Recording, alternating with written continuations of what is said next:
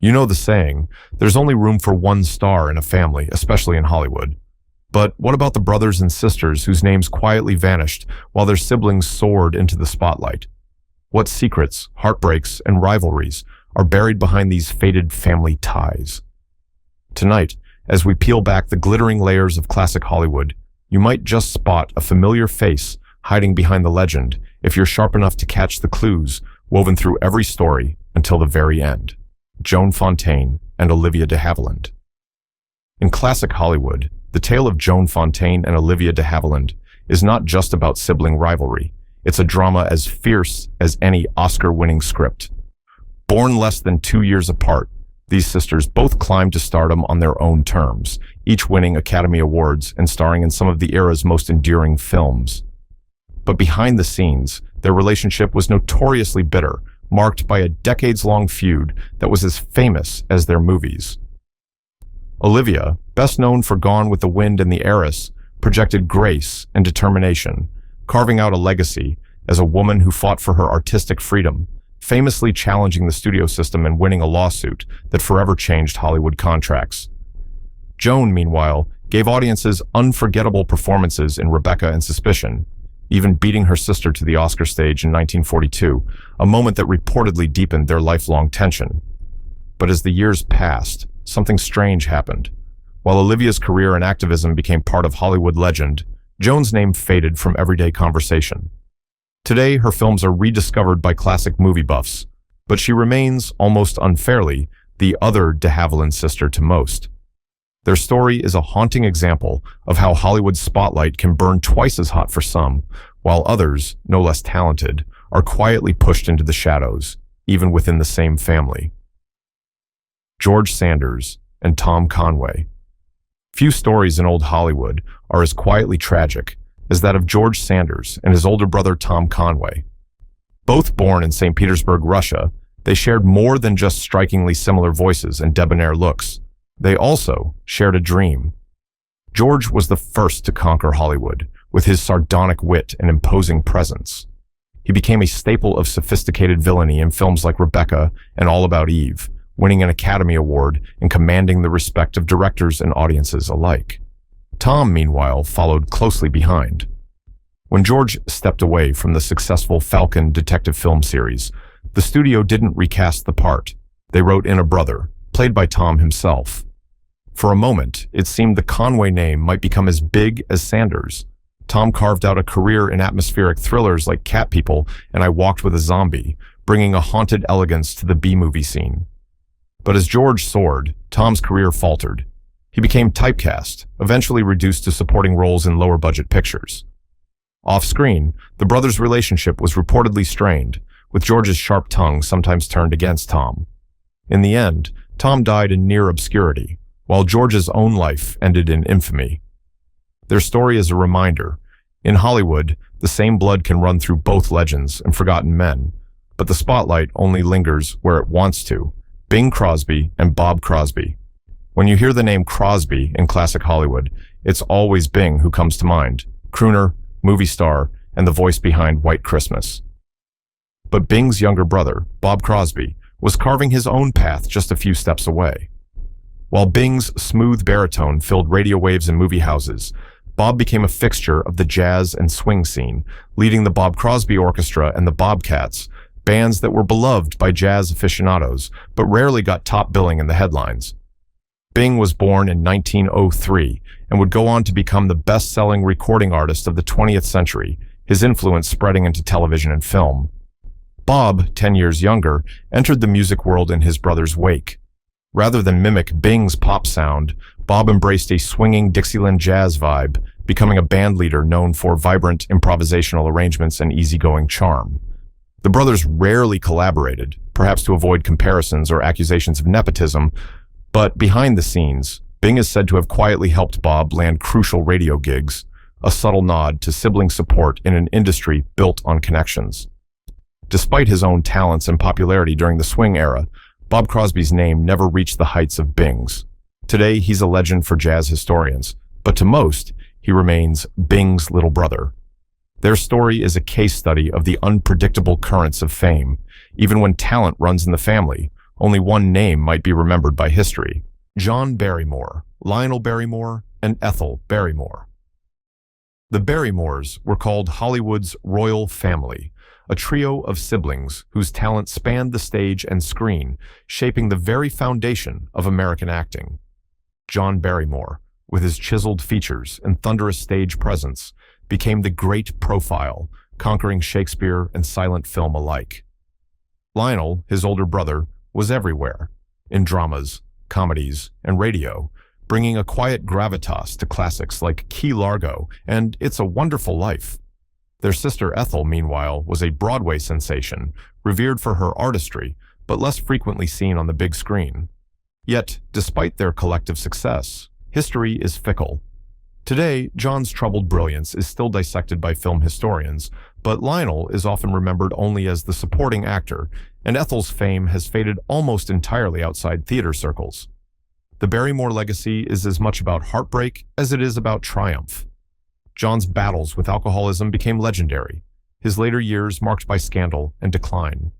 Lionel, despite winning an Oscar and pioneering roles for disabled actors, rarely receives the credit his filmography deserves. And Ethel, while once hailed as the First Lady of the American stage, is now a footnote, her story eclipsed by her brother's tragedies. The Barrymores remind us that even royalty can be forgotten, and that fame, no matter how glittering, is never guaranteed to last beyond a generation. Constance Bennett, Joan Bennett, and Barbara Bennett.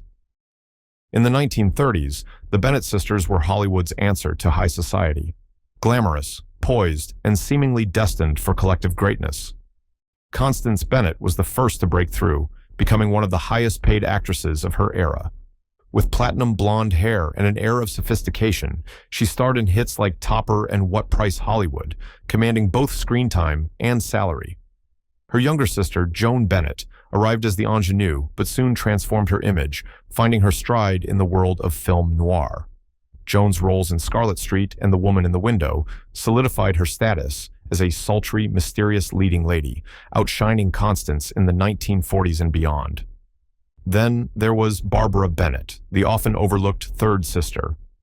Barbara's Hollywood story was marked by frustration and disappointment. While she had the same pedigree and potential, she never found her niche, landing only minor film roles and more stage work than screen. Unlike her sisters, Barbara's life turned inward, marked by personal battles, struggles with depression, and a sense of living in the shadow of not just one, but two stars. As the decades rolled on, the public's memory shifted.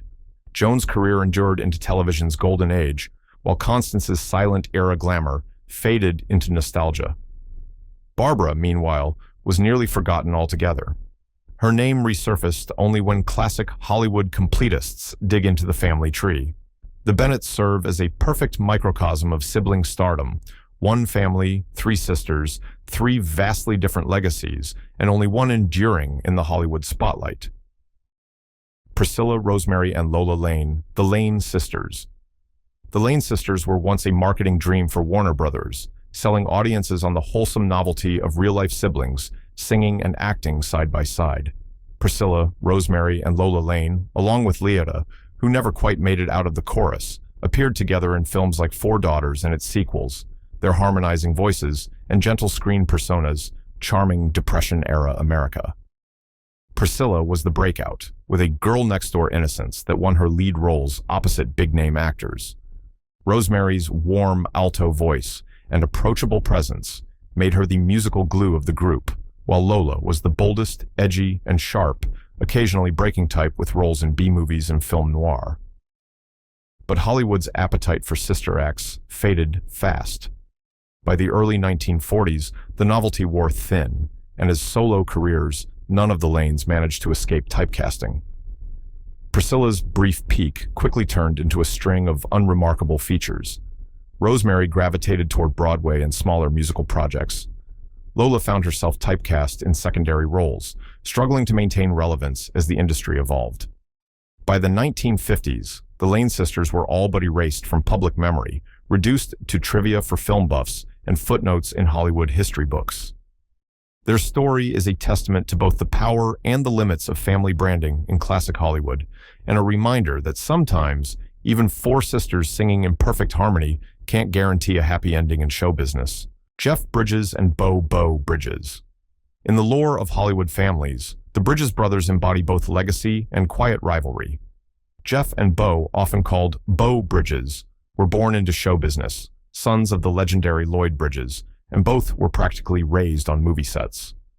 As boys, they shared screen time on their father's television series Sea Hunt, but as adults, their paths and public profiles began to diverge. Jeff, with his laid-back charisma and soulful intensity, became one of the most respected actors of his generation, earning an Academy Award for Crazy Heart and carving out indelible roles in The Big Lebowski, True Grit, and Starman. His performances combined a sense of vulnerability with an offbeat charm that made him a favorite with critics and audiences alike. Bo Bridges, just 8 years older, forged his own steady career, often in the shadow of his younger brother's acclaim. Bo was the chameleon, moving between comedy, drama, and even science fiction, earning Emmys and Golden Globes for roles in projects like The Fabulous Baker Boys, Masters of Sex, and Stargate SG-1. While Bo's filmography is long and full of gems, he was often the supporting player or the character actor, the one whose work was recognized by industry insiders but rarely celebrated in the press.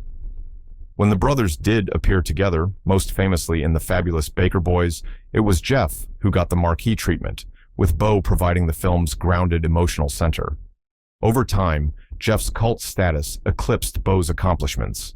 Yet, within the industry, both are recognized as true professionals, sons who honored their father's legacy, but who also illustrate how, even in Hollywood, the spotlight can shine a little brighter on just one name, leaving the other to quietly carry on the family craft. Peter Fonda and Jane Fonda. Few sibling stories are as complex and as often misunderstood as that of Peter Fonda and Jane Fonda. Born to the towering figure of Henry Fonda, both siblings were raised in the long shadow of their father's gravitas and the golden age of American cinema. Jane, the elder by 3 years, stormed onto the scene as a model-turned-actress, breaking out in the 1960s with films like Barbarella and They Shoot Horses, Don't They?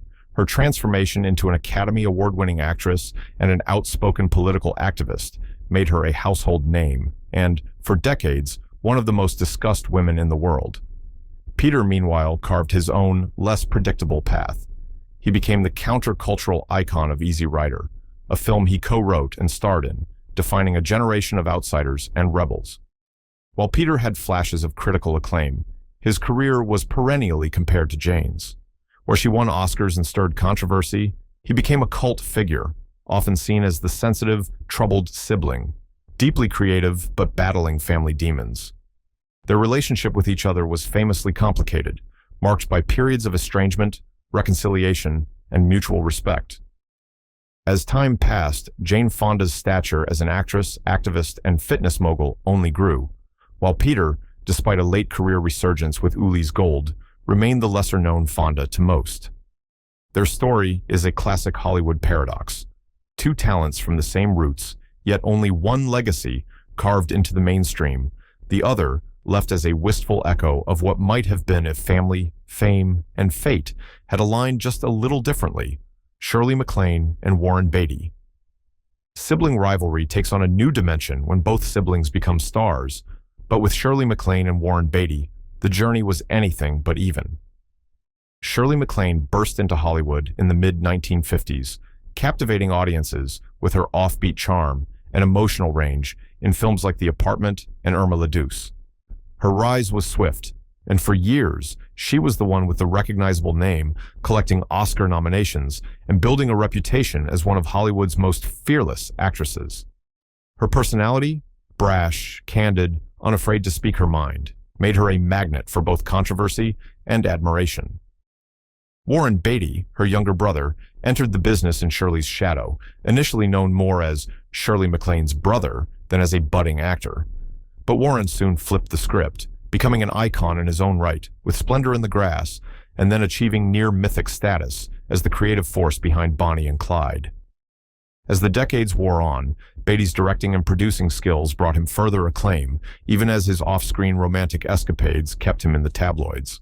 Yet despite their parallel success, Shirley and Warren rarely worked together, and their relationship was famously complicated.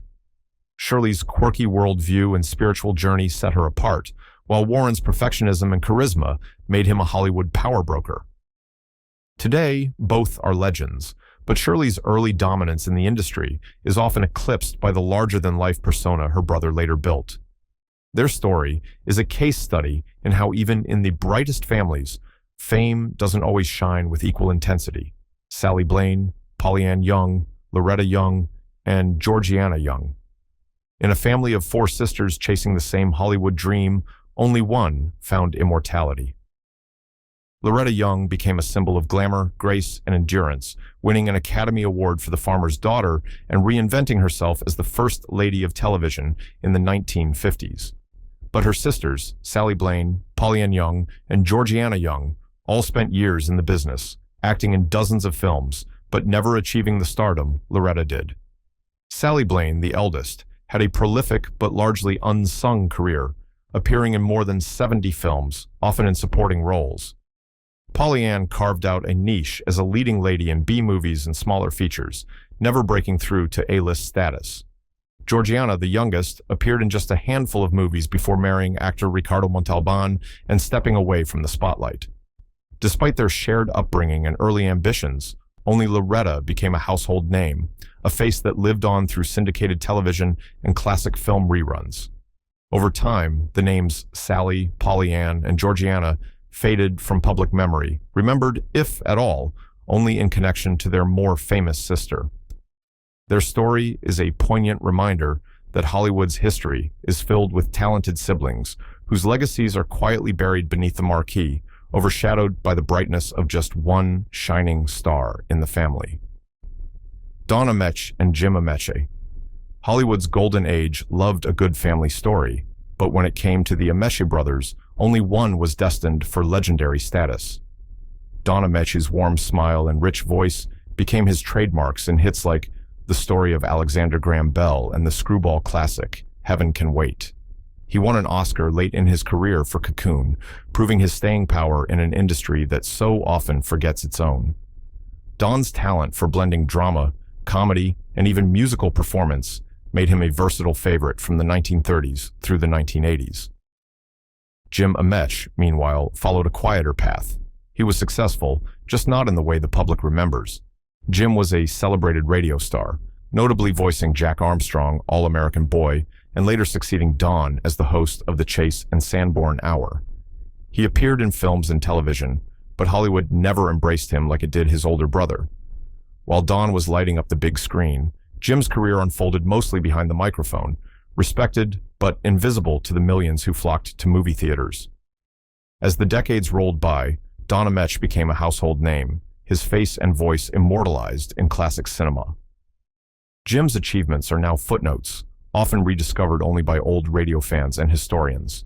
Their story is one of 2 brothers who both found success, but in entirely different spotlights, proving yet again that, in Hollywood, fame is as much about timing and luck as it is about talent. Richard Arlin and Charles Arlin. In the silent era's rush to discover the next leading man, Richard Arlin found himself at the forefront. With his rugged good looks and understated intensity, Richard quickly rose to fame in films like Wings, the very first Best Picture Oscar winner, and later carved out a solid niche in early talkies. His career spanned decades, from big-budget epics to reliable supporting roles in westerns and adventure films. Richard wasn't the flashiest actor in Hollywood, but he was respected, steady, and enduring. His younger brother, Charles Arlin, arrived in Hollywood with similar hopes, yet struggled to find his footing. Charles appeared in a handful of films, but never managed to land significant roles or escape his brother's shadow. Lacking Richard's screen presence or the lucky breaks that come with star-making roles, Charles soon faded from the industry, his aspirations quietly extinguished as Richard's career rolled on. Decades later, film historians might stumble upon Charles's name buried deep in cast lists, but to the public, he's mostly invisible, remembered, if at all, as Richard's brother. The Arlin brothers are a stark example of Hollywood's selective memory. One sibling's fame endures, while the other's dreams and efforts are left to vanish in the silent reels of history. Jon Howard and Robert Howard. In Hollywood's bustling 1930s, Jon Howard was one of those familiar faces you couldn't quite place, but you always remembered. With classic good looks and an affable screen presence, Jon found steady work in everything from adventure serials to romantic comedies, most notably in the Bulldog Drummond detective series and as the stalwart captain in the Philadelphia Story 1940. His career never soared to the heights of Clark Gable or Cary Grant, but Jon represented that breed of working actor who was always in demand, a consummate professional in a business built on fleeting popularity. His younger brother, Robert Howard, also dreamed of screen success. But for every door that opened easily for Jon, Robert found another slammed shut. Despite sharing the same ambition, Robert landed only minor roles and struggled to make an impression in an industry where opportunities were few and patience was short. The brothers' paths crossed in studio cafeterias and on the peripheries of movie sets, but it was Jon's name that ended up in the credits, while Robert quietly faded into the background. As the years wore on, Jon Howard became a staple of classic Hollywood. His films still aired on late-night TV and streaming services. Robert's career, however, is barely a whisper, a reminder that Hollywood's memory is selective, and, more often than not, a family resemblance alone won't guarantee a second star on the Walk of Fame. Raymond Massie and Vincent Massie. In Hollywood's golden age, the Massie name promised gravitas. Raymond Massie was the Canadian-born actor whose deep voice and commanding presence made him a natural for historical epics and dramas. From Abe Lincoln in Illinois to Arsenic and Old Lace, Raymond brought a dignity and weight to every role he played, earning an Oscar nomination and a place among Hollywood's most respected character actors. But while Raymond became famous in America, his brother Vincent Massie took a different route. Vincent wasn't after the stage or screen, he was after statesmanship. While he dabbled briefly in acting, Vincent's talents found their full expression in public service, eventually becoming the first Canadian-born Governor-General of Canada. The Massie brothers shared ambition, intellect, and charisma, but only Raymond became a household name for filmgoers. Vincent's legacy, though monumental in Canadian history, is nearly forgotten in Hollywood. Their story is unique, a tale of two brothers, each pursuing greatness but in different arenas. For Raymond, fame was cinematic and enduring. For Vincent, it was civic and fleeting.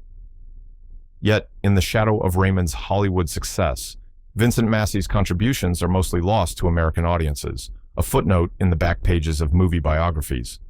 The Massies stand as proof that even within the same family, history can spotlight one sibling while letting the other quietly change the world in his own way. Gloria Swanson and Letty Swanson.